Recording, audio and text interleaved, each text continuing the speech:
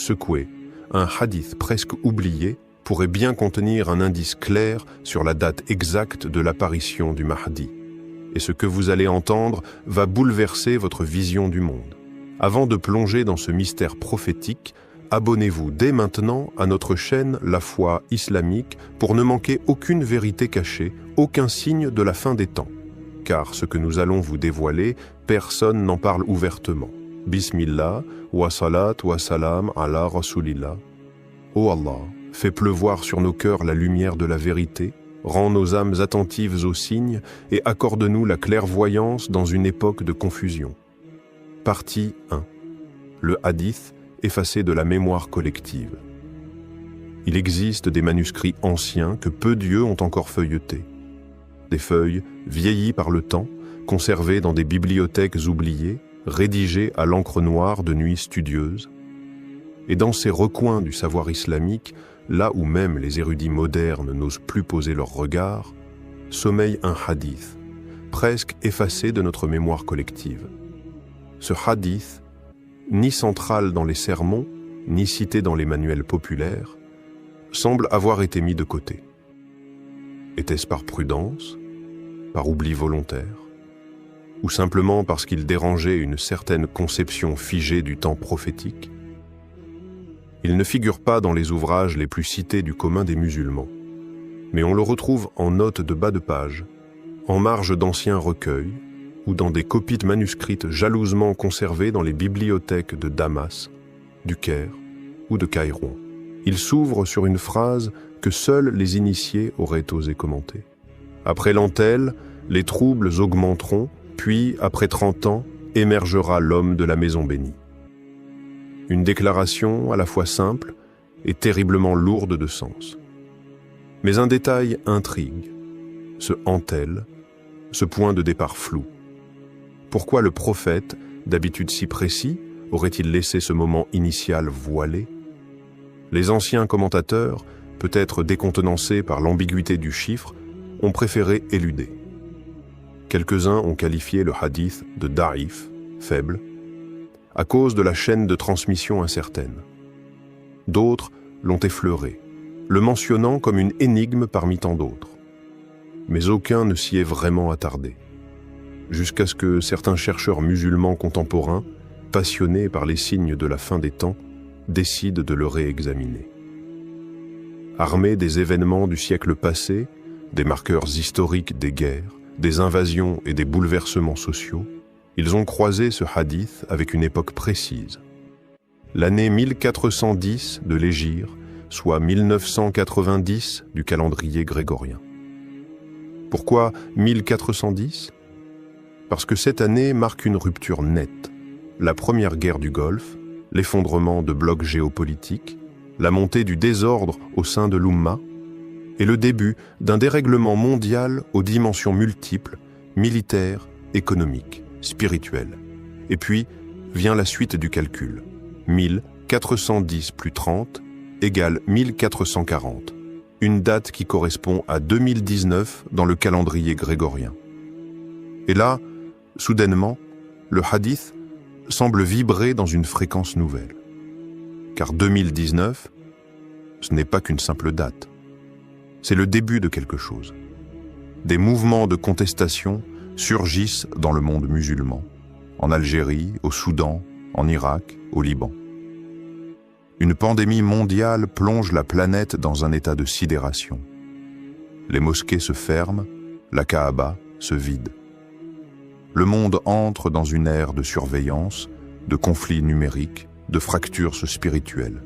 Et dans tout cela, un sentiment diffus, presque mystique, émerge. Le Mahdi est proche. Des témoignages de rêves, des récits populaires, des craintes refoulées, mais aussi des espérances renaissantes. Tout semble pointer vers un changement imminent. Est-ce une simple coïncidence? Une correspondance fabriquée par nos angoisses modernes? Ou bien est-ce la manifestation discrète mais puissante de cette parole prophétique oubliée?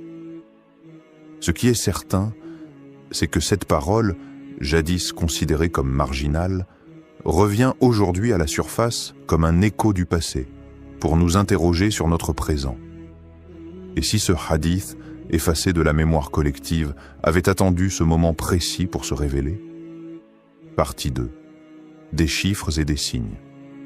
Quand le calendrier islamique parle, le calendrier hégirien n'est pas un simple outil pour fixer les jours de jeûne ou célébrer les deux fêtes. C'est une horloge céleste, une mécanique divine où les années ne passent pas, elles parlent. À qui s'est écouté, les chiffres chuchotent des secrets. À qui s'est contemplé, les dates deviennent des signes. Depuis plus de 14 siècles, ce calendrier lunaire rythme la vie de la Oumma, mais il est bien plus qu'un repère temporel. Il est un miroir du monde invisible, un fil tendu entre l'histoire prophétique et les événements de la fin des temps. Là où le calendrier solaire donne des heures et des saisons, le calendrier hégirien donne des vérités dissimulées. Certains chercheurs musulmans, passionnés par les sciences symboliques, ont exploré la numérologie coranique et la signification profonde des chiffres utilisés dans les hadiths. Non pas pour y chercher des prédictions hasardeuses, mais pour y lire les rythmes sacrés, les patterns invisibles que Dieu a laissés comme jalons pour ceux qui réfléchissent. Le chiffre 7, par exemple, il revient sans cesse. Les 7 cieux, les 7 terres, les 7 versets de la Fatiha, les 7 tours autour de la Kaaba. Il évoque le cycle complet, la purification, la reconnaissance d'un ordre supérieur. Puis vient le chiffre 30 mentionné dans le hadith de la première partie. 30 années après un chaos inaugural. 30 comme les jours d'un mois lunaire parfait. 30 comme une attente entière avant une grande bascule. Mais c'est une autre séquence qui trouble ceux qui creusent plus loin. Une phrase mystérieuse, extraite d'un ancien manuscrit andalou, longtemps ignoré, récemment redécouverte. Il apparaîtra au compte de la Lune après la 45e et avant la 48e. Cette formule, enveloppée de symbolisme, fut considérée comme obscure, jusqu'à ce qu'un groupe de savants l'applique au calendrier hégirien. Et là, l'ombre se dissipe. 1445 heures à 1448 heures. Une période courte, précise et incroyablement actuelle. Nous sommes en plein dedans. 1445, c'est maintenant. Et selon cette lecture audacieuse mais méthodique, le Mahdi ne va pas apparaître. Il est déjà là. Vivant, caché, formé, en attente d'un signal divin. Une présence silencieuse, mais dont les effets se font sentir à travers les bouleversements du monde. Et cela n'est pas sans rappeler les paroles du prophète. Celui qui médite verra. Celui qui observe comprendra. Ce n'est pas un calcul rigide. Ce n'est pas une date lancée dans le vide. C'est une lecture subtile du destin, entre les cycles lunaires, les événements du monde et les allusions prophétiques. Une lecture pour les cœurs éveillés. Car depuis l'entrée dans les années 1440, les signes se sont accélérés. Chaos géopolitique, inversion des valeurs, perte de repères, montée des tensions autour d'Al-Quds, crise globale. Et l'attente, palpable dans les cœurs des croyants. Le monde ne tourne plus rond, il tourne en spirale. Et à chaque rotation, il se rapproche de ce point de rupture, de ce point de lumière. Peut-on dire que la date de l'apparition du Mahdi a été révélée? Pas clairement, pas officiellement, non. Mais subtilement, oui. Comme un souffle dans la nuit, comme une note discrète dans la partition cosmique. Et si cette période, 1445 à 1448, n'était pas une prédiction, mais un appel au réveil? Partie 3. Les secrets d'une révélation écartée. Il y a des paroles qu'on prononce en chair et d'autres qu'on murmure entre deux portes. Il y a des hadiths qui s'impriment dans tous les recueils et d'autres qui se transmettent à voix basse, loin des micros, loin des caméras. Ce hadith, celui qui évoque une date, ou plutôt une période chiffrée précise, n'a pas été effacé par accident. Non, il a été écarté délibérément. Trop direct, trop lourd de conséquences, trop prompt à faire trembler les puissants et réveiller les masses endormies. dans une époque où chaque déclaration publique était scrutée, où toute référence à la fin des temps est rapidement classée comme extrémiste ou fantaisiste, les savants les plus sages ont choisi le silence. Certains, d'un ton neutre, ont évoqué une chaîne de transmission faible. D'autres ont noté son absence dans les recueils les plus connus, mais très peu ont osé approfondir. Car ce hadith, s'il est authentifié ou même simplement mis en lumière, changerait la perception du monde musulman sur le présent. Ce n'est pas qu'il est faux, c'est qu'il est dangereux. Dangereux pour ceux qui veulent maintenir les croyants dans l'oubli. Dangereux pour ceux qui craignent l'éveil. Dangereux pour ceux qui savent ce qu'il annonce. Et pourtant, dans les coulisses, ce hadith continue de circuler. Dans certains cercles d'oulémas marocains, on l'évoque discrètement, le soir, après les cours officiels. À Istanbul, des professeurs en parlent en petit comité, en comparant ces formulations avec des versets du Coran. En Arabie, dans les marges d'anciens manuscrits préservés à Médine ou à la Mecque, quelques annotations font référence à cette séquence prophétique. Ce sont des majlis fermés, des rencontres où seuls les cœurs fiables sont invités. Car ces paroles, une fois entendues, ne laissent pas l'âme tranquille. Elles éveillent, elles bousculent, elles secouent la torpeur spirituelle. Dans ces cercles, on ne parle pas d'un futur lointain. On parle d'un présent en marche. La chute morale du monde y est décrite comme l'un des signes majeurs. La normalisation du péché, l'inversion des valeurs, le règne de l'injustice médiatisée. Tout cela, disent-ils, a été prévu. L'oppression globale. Ils l'appellent le second joug, celui que les fils d'Israël avaient demandé eux-mêmes avant que le secours d'Allah ne les surprenne. Et l'effondrement progressif des nations arabes n'est pas une faiblesse. C'est la préparation d'un vide. Un vide que seule une force divine pourra combler. Mais ce qui les intrigue le plus, c'est cette voix montante, discrète, presque invisible, mais persistante. Ils disent « Il ne parlera pas fort. Mais quand il parlera, tous écouteront. Un homme, disent-ils, qui ne cherchera pas le pouvoir, mais qui s'y retrouvera poussé par la vérité. Un homme que personne ne verra venir, et que tout le monde reconnaîtra quand il paraîtra. Certains de ces savants sont convaincus que le Mahdi n'est plus à chercher. Il est en train d'agir, déjà. Pas avec des armées, pas avec des slogans, mais avec une mission intérieure, une préparation silencieuse. Alors, pourquoi ce hadith a-t-il disparu des discours publics? Parce qu'il gêne? Parce qu'il révèle trop? Parce qu'il ne correspond pas à l'agenda de ceux qui veulent maintenir la confusion? Mais pour ceux qui cherchent sincèrement, ce hadith oublié devient une lumière, pas une lumière aveuglante, mais une lueur douce qui trace le chemin de la vigilance. Partie 4. La voix du Mahdi résonne-t-elle déjà? Écoute, il ne s'agit plus de pages anciennes, ni de manuscrits effacés, mais de ce que dit le vent, de ce que pleure la terre, de ce que perçoivent les cœurs éveillés. Et si la date n'était plus à chercher dans les chiffres, mais dans les frissons du monde actuel? À Gaza, les bombes tombent, mais les enfants lèvent les yeux au ciel et sourient parfois. À Paris, les foules crient dans la rue, mais dans certains regards fatigués, on devine une attente, une silhouette. À Damas, une femme rêve chaque nuit du même homme, toujours de dos, toujours en blanc.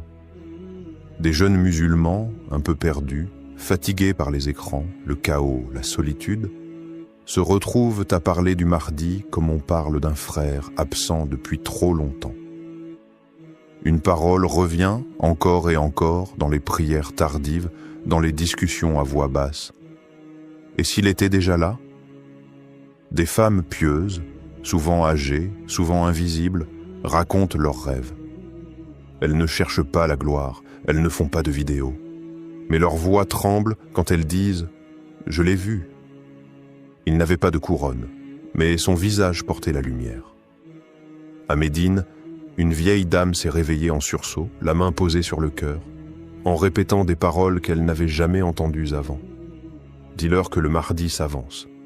Il marche, mais ils ne le regardent pas. Il parle, mais ils ne l'entendent pas. Et depuis ce jour, elle pleure sans comprendre pourquoi. Dans le ciel, certains affirment avoir vu des lignes étranges, des lumières sans source, des silences qui grondent, des alignements cosmiques qui coïncident étrangement avec les dates évoquées dans les manuscrits andalous ou persans. Les astrophysiciens diront « illusion », les sceptiques « coïncidence », mais ceux qui ont le cœur pur diront « signe ». Et si la voix du Mahdi résonnait déjà, pas dans un discours, pas sur un trône, mais dans les gestes simples, dans un regard posé sur un pauvre, dans une larme versée pour l'injustice, dans un silence plus fort que 1000 slogans. Et s'il avait déjà donné des signes, pas pour être acclamé, mais pour qu'on l'écoute au fond de nous-mêmes. Il se peut que ces mots aient été chuchotés dans une ruelle, entendus uniquement par celui dont le cœur bat avec sincérité. Il se peut que ces pas aient traversé une grande ville occidentale, croisant des centaines de passants, et que seul un enfant les regardait avec émerveillement. Il se peut qu'il ne cherche pas à se montrer, mais à éveiller. Et si tout cela n'était pas une fiction, si tout cela n'était pas encore l'apparition, mais déjà l'écho de sa mission, écoute à nouveau. Ce n'est pas une voix extérieure, c'est une vibration intérieure, un appel. Il ne hurle pas, il n'impose pas, il invite.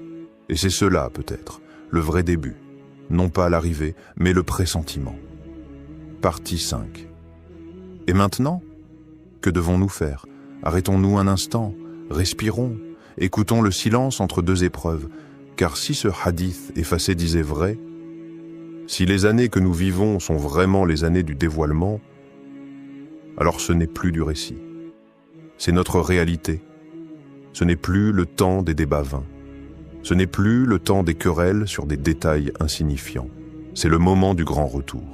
Pas vers un homme, mais vers Dieu.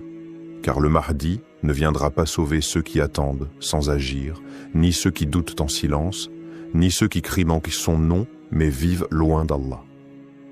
Le Mahdi viendra pour ceux dont le cœur aura guéri, pour ceux qui auront ressuscité leurs prières, pour ceux qui auront déserté les péchés et reconstruit l'espérance. Prépare ton cœur. Avant de chercher des signes dans le ciel, cherche en toi, car les vrais signes du Mahdi sont intérieurs. Une larme versée en secret pour tes fautes, une salat accomplie avec sincérité, même fatiguée, une aumône donnée sans attendre un merci, une nuit où tu as lutté contre le sommeil pour dire « Ya Rabbi, pardonne-moi, répare ta prière ». C'est la première chose que le Mahdi reconnaîtra chez toi. Pas ton apparence, pas ton discours, mais ta connexion à ton Seigneur, ta manière de te prosterner, ta manière de dire « Iyyaka na'budu wa iyyaka nasta'in ». Nettoie ton âme. Le Dajjal trompera ceux dont les cœurs seront remplis de doutes, de rancune et de désirs déchaînés. Mais le Mahdi illuminera les visages de ceux qui auront poliché leur cœur comme un miroir, prêt à refléter la lumière divine. Le prophète a dit « Celui qui l'attendra sincèrement le reconnaîtra dès son apparition. » Pas par les médias, pas par les annonces spectaculaires, mais par une certitude dans le cœur, une clarté intérieure que rien ne pourra éteindre. Les années 1445 à 1448 sont cruciales. Tu les vis maintenant. Ce ne sont pas des années ordinaires. Ce sont des années de bascule, où les voiles tombent, où l'histoire s'écrit en direct, avec toi dedans. Les événements vont s'enchaîner, les chocs vont s'accélérer, et chaque âme va être testée. Pas seulement par des guerres ou des famines, mais par l'indifférence, par le confort, par la distraction. Alors lève-toi, là où tu es, et commence. Par une parole de dhikr, par une page du Coran, par une intention pure, parce que celui qui ne répond pas à l'appel du cœur n'entendra jamais l'appel du Mahdi. Et un jour peut venir où les signes seront évidents. mais où ceux qui auront trop douté auront déjà perdu leur chance. Ils diront « C'était lui ?» et leur cœur restera vide. Mais toi, si tu marches vers Allah, le Mahdi te trouvera déjà debout, déjà prêt, déjà éveillé. Et cela vaut plus que 1000 prédictions. Alors que les pages du temps tournent et que les signes se multiplient autour de nous, rappelons-nous que la venue du Mahdi n'est pas seulement un événement à attendre, mais une réalité à vivre dès aujourd'hui, dans nos cœurs, dans nos actions, dans notre foi. Ne laisse pas ce hadith oublié rester dans l'ombre. Ne laisse pas cette date mystérieuse glisser entre les doigts de ton destin. Car l'appel est là, clair et puissant, murmuré à travers les siècles, pour éveiller le croyant endormi, pour rallumer la lumière dans les ténèbres. Que ce rappel soit un souffle divin, une invitation à revenir vers Allah avec humilité et sincérité. Car le vrai triomphe du Mahdi sera celui des âmes qui auront su se préparer, pas seulement dans l'attente, mais dans la transformation.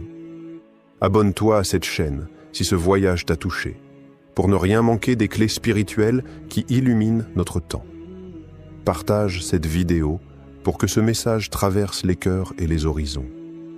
Et surtout, prie avec moi. Ô Allah, guide-nous vers la lumière, accorde-nous la patience, et fais que nous soyons parmi ceux qui reconnaîtront et soutiendront ton serviteur, le Mahdi, lorsqu'il apparaîtra. Amin. Que la paix et la bénédiction d'Allah soient senties sur le prophète, sur sa famille, ses compagnons, et sur vous tous, mes frères et sœurs en foi. À très bientôt pour continuer ensemble ce chemin vers la vérité.